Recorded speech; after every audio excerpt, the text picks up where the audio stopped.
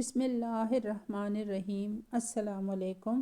سب سے پہلے درود شریف حضور نبی کریم صلی اللہ علیہ وسلم کی بابرکت ذات پر۔ حضور صلی اللہ علیہ وسلم کے صحابی حضرت ثابت بن قیس رضی اللہ تعالیٰ عنہ، جنہوں نے شہادت کے بعد وصیت کی کہ کسی نے ان کے جسم سے عمدہ اور نفیس زرہ جو انہوں نے زیب تن کی تھی اتار کر اپنے خیمے میں کہاں چھپائی تھی اور اس کا خیمہ کس سمت واقع ہے، اور حضرت خالد بن ولید کو اس زرہ کو حاصل کر کے اس کی قیمت کن قرضداروں کو دینا اور کن غلاموں کو اس سے آزاد کرانا ہے، اور حضور صلی اللہ علیہ وسلم نے کس موقع پر انہیں خطیب رسول اللہ کا خطاب دیا اور دنیا میں ہی جنت کی بشارت دی۔ ذہانت و فطانت، فہم و فراست، علم و حکمت، شیریں کلامی، حاضر جوابی اور خطابت ہی میں ان کا ثانی کوئی نہیں تھا۔ ویورز، آج کی اس ویڈیو میں آپ کو ان تمام سوالات کے ایمان افروز جوابات ملیں گے جو کہ آپ کے معلومات میں اضافے کا باعث بنیں گے انشاءاللہ۔ آج کی ویڈیو کی طرف بڑھنے سے پہلے اگر آپ نے ابھی تک میرے چینل پروڈکٹیو مسلم کو لائک، شیئر اور سبسکرائب نہیں کیا تو جلدی سے کر دیں،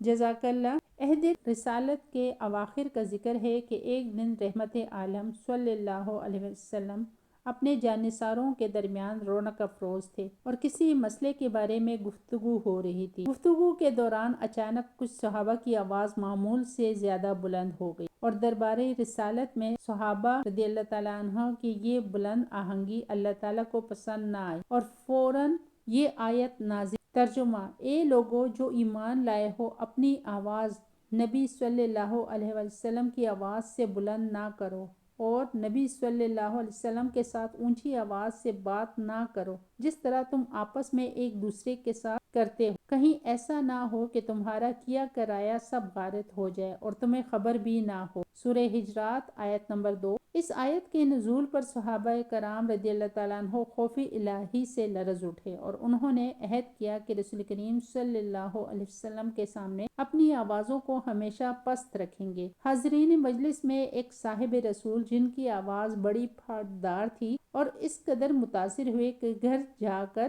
گوشہ نشین ہو گئے اور توبہ و استغفار میں مشغول رہنے لگے۔ جب مسلسل چند دن تک حضور صلی اللہ علیہ وسلم نے ان کو مجلس میں نہ دیکھا تو صحابہ کرام سے ان کے بارے میں دریافت فرمایا کہ کہیں بیمار تو نہیں ہے۔ حضرت سعد بن معاذ رضی اللہ تعالیٰ عنہ نے عرض کیا، یا رسول اللہ، میں ان کی خبر لاتا ہوں۔ چنانچہ وہ ان صاحب رسول کے گھر پہنچے تو دیکھا ملال کی تصویر بنے بیٹھے ہیں۔ حضرت سعد رضی اللہ تعالیٰ عنہ نے کہا، آپ چند دن سے مجلس نبوی میں نظر نہیں آئے، آج حضور نبی کریم صلی اللہ علیہ وسلم نے مجھے آپ کا حال دریافت کرنے کے لیے بھیجا ہے۔ انہوں نے کہا، خیریت کہاں؟ بارگاہ الہی سے رسول کریم صلی اللہ علیہ وسلم کے سامنے اونچی آواز سے بولنے کی ممانعت اور وعید نازل ہو چکی ہے۔ آپ جانتے ہیں کہ مجلس نبوی میں سب میں سے زیادہ میری ہی آواز بلند ہو جاتی ہے۔ اب یہ غم میری کمر کو توڑے ڈالتا ہے کہ میرا سارا عمل رائگاں گیا اور میں دوزخی ہو گیا۔ حضرت سعد رضی اللہ تعالیٰ عنہ نے آپ صلی اللہ علیہ وسلم کی خدمت میں واپس آ کر ساری بات بتائی تو آپ صلی اللہ علیہ وسلم نے فرمایا، وہ دوزخی نہیں بلکہ اہل جنت میں سے ہے۔ یہ صاحب رسول جن کو سرور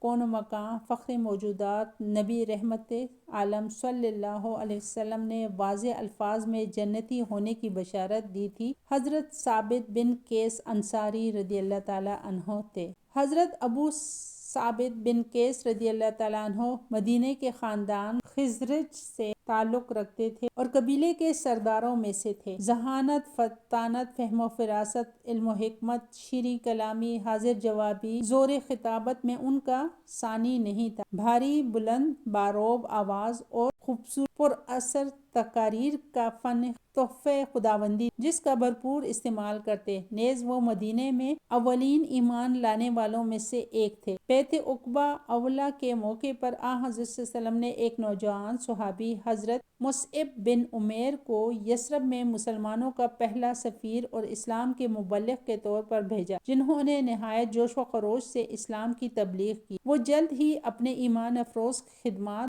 خطابات اور مکارم اخلاق کی وجہ سے مبلغ، معلم اور استاد کی حیثیت سے مشہور ہو گئے۔ حضرت ثابت بن قیس رضی اللہ تعالیٰ عنہ ان کی محفلوں میں بیٹھتے اور قرآن کریم کی آیات کریمہ سن کر ان پر غور و خوض کرتے۔ پھر ایک دن انہوں نے حضرت مصعب رضی اللہ تعالیٰ عنہ کے ہاتھ پر اسلام قبول کر لیا۔ ان میں فطرتاً خطابت اور تقریر کی ملکہ موجود تھی اور وہ اپنی فصاحت و بلاغت اور قوت تقریر کے لحاظ سے اہل مدینہ میں منفرد حیثیت رکھتے تھے۔ آواز بھی بڑی پھاٹدار تھی، اس لیے انصار نے ان کو اپنا خطیب بنایا تھا۔ آپ صلی اللہ علیہ وسلم کو ان کی صلاحیتوں کا علم ہوا تو آپ نے بھی ان کو اپنا خطیب مقرر فرمایا، چنانچہ وہ خطیب رسول اللہ کے لقب سے مشہور ہو گئے۔ امام الانبیاء دار مدینہ نبی رحمت عالم حضرت محمد صلی اللہ علیہ وسلم نے ہجرت فرما کر مدینہ منورہ تشریف لائے تو اہل مدینہ شہر سے باہر آپ کے استقبال کے لیے صف بستہ تھے۔ اہل انصار کی بچیاں بڑے ذوق و شوق، احترام و عقیدت کے ساتھ خوبصورت اشعار پڑھ رہی تھی۔ مدینے کی فضا خوشبوؤں سے مہک رہی تھی۔ قبیلہ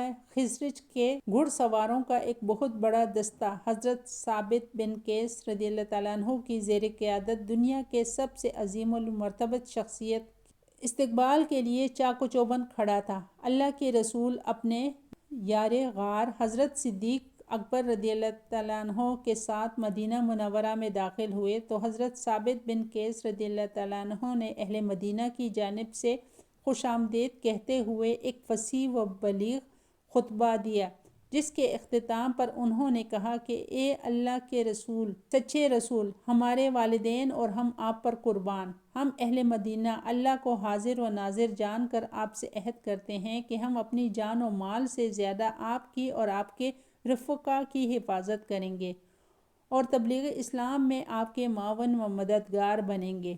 کیا اس کے عوض اللہ ہمیں کسی انعام سے نوازیں گے؟ اللہ کے محبوب نبیوں کے امام، خلق مجسم، خاتم المرسلین، رحمت للعالمین کے رخ انوار پر ایک روح پرور مسکراہٹ آئی اور آپ نے جس انعام کا اعلان کیا وہ اہل ایمان کے لیے وہ تحفہ عظیم ہے کہ جس کے حصول کی خواہش اور آرزو ہر مسلمان کے لبوں پر دعاؤں کی صورت میں چلتی رہتی ہے۔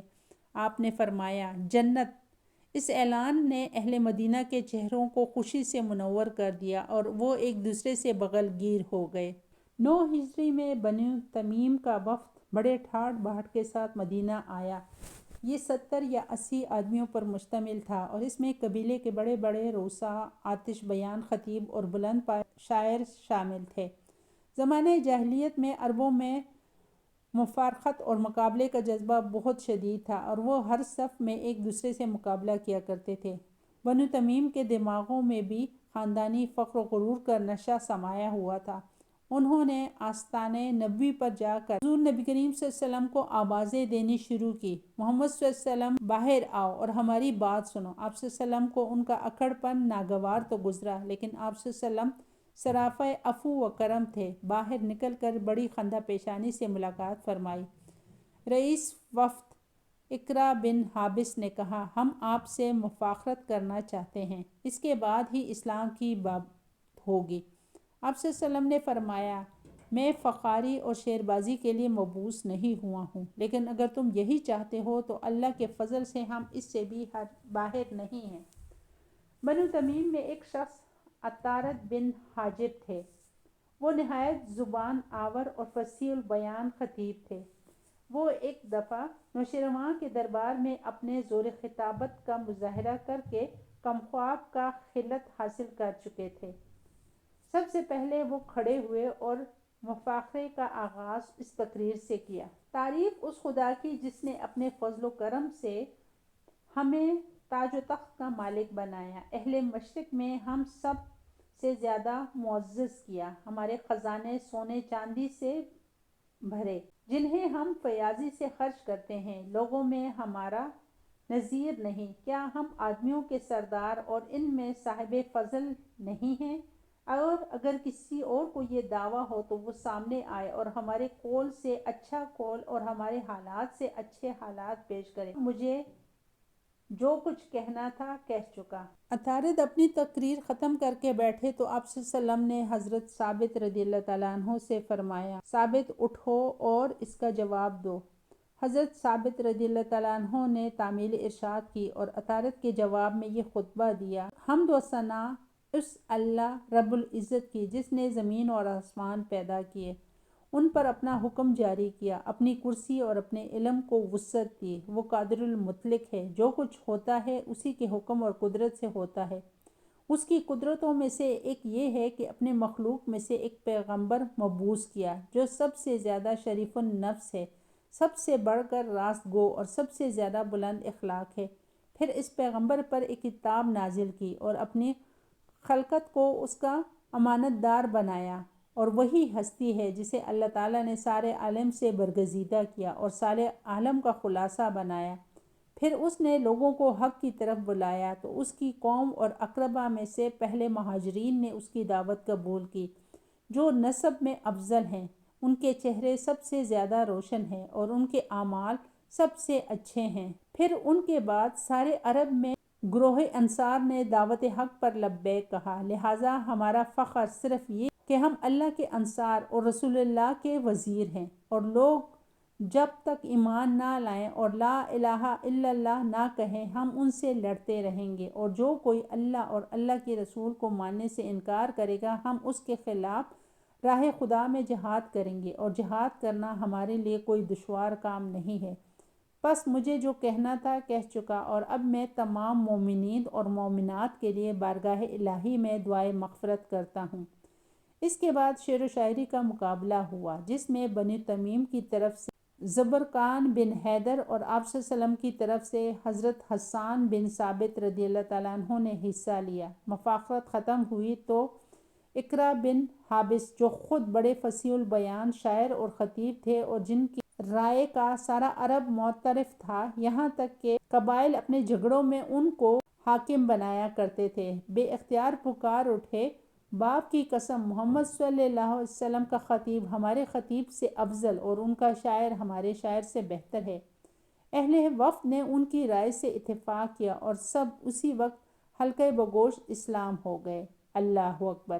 اسی سال بنو حنیفہ کا ایک بڑا وفد مسلمہ کذاب کی سرکردگی میں مدینہ آیا۔ سرور عالم صلی اللہ علیہ وسلم حضرت ثابت بن قیس رضی اللہ تعالیٰ عنہ کو ساتھ لے کر بنفس نفیس اہل وفد کے پاس تشریف لے گئے۔ اثنائے گفتگو میں مسلمہ نے کہا، اگر آپ اپنے بعد مجھے اپنا جانشین مقرر کر دے تو ابھی آپ کے ہاتھ پر بیعت کرتا ہوں۔ آپ صلی اللہ علیہ وسلم کو یہ نامعقول شرط سن کر غصہ آ گیا۔ آپ صلی اللہ علیہ وسلم کے دست مبارک میں ایک چڑی تھی، اس کو اٹھا کر فرمایا، جانشینی تو بڑی چیز ہے، میں تو تمہیں یہ چڑی دینا بھی پسند نہیں کرتا۔ اللہ نے تیرے لیے جو مقدر کر رکھا ہے وہ ہو کر رہے گا، تیرا انجام مجھے خواب میں دکھا دیا گیا ہے، کچھ اور پوچھنا ہو تو یہ ثابت موجود، میں اب چلتا ہوں۔